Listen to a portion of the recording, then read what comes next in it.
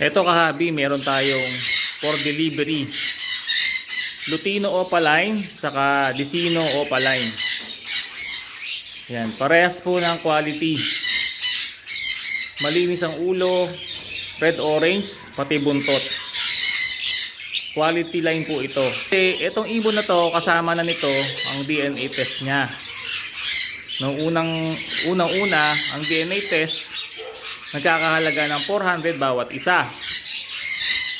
Hindi ka naman makakakuha ng cock and hen sa dalawang ibon lang. So kailangan mo mag-DNA ng maraming ibon. Kami pag nagpa-DNA kami, 8, 10, 12, sabay-sabay pinapa-DNA para makakuha ng pairing. So on the average, pumapatak po ng halos 1,000 o 1-2 ang cost kapag ka magpapa-DNA ka ng ibon para makakuha ka ng pair, no, para makakuha ka ng sure pair. Kasi pwedeng lumabas puro hen lang or puro cock lang. Kaya medyo magastos po yung pagpapa-DNA. Bakit kailangan ng DNA? Kasi may mga kahabi tayo nagsisimula, nakakakuha ng ibon pero pares ng babae, pares ng lalaki.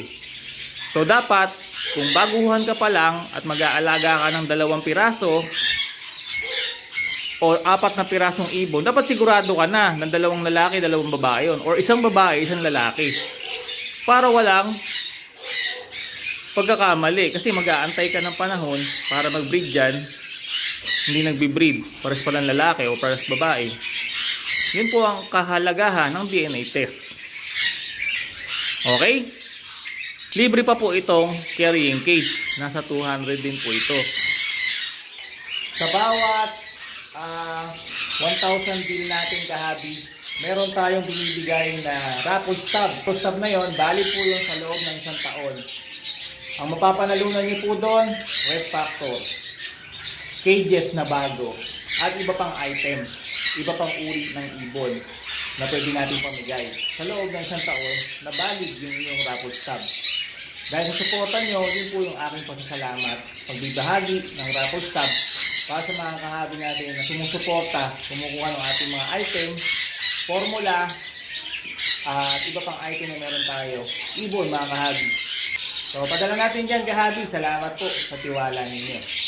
Enjoy breeding kahabi.